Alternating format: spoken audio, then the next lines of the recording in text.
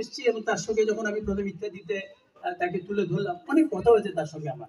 সে খুব একটা ভালো দৃষ্টিতে সবাইকে দেখতো না, কারণ অনেক তিক্ত অভিজ্ঞতা তার সৃষ্টি হয়েছিল। আস্তে আস্তে এগুলো তার কিছুটা আমি দূর করেছি, কিছুটা সে কাজ করতে করতে তার দূরীভূত হয়েছে। তো সেইখানে সে প্রথম চেয়েছিল পারিবারিক উন্নয়ন। এরপর হঠাৎ করে বলল যে না, আমার দেশে তো খালি আমার পরিবার না, আমি আশেপাশে তাকালে দেখি অনেকেই তো দরিদ্র, হানিফ আমি এই গ্রামের উন্নতি করব।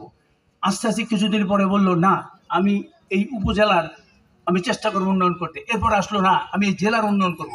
এবং ধাপে ধাপে আমি চেষ্টা করেছি।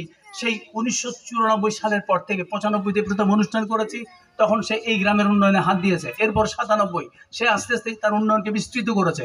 এরপর আমি 2001 সালে করলাম, উন্নয়ন আরও বিস্তৃত হয়েছে। এরপর 2019 সালে করলাম, জেলা থেকে উপজেলা, উপজেলা থেকে জেলা পর্যায়ে চলে গেছে। আসলে মোতাবেলের মধ্যে ছিল একটি মানবিক গুণ, এবং এই মানবিক গুণ কিন্তু সব লোকের মধ্যে থাকে না।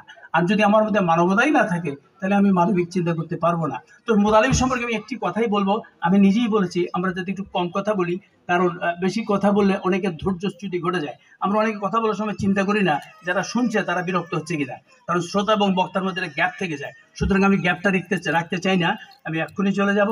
লাস্টে একটি কথাই বলবো মোতালেব সম্পর্কে।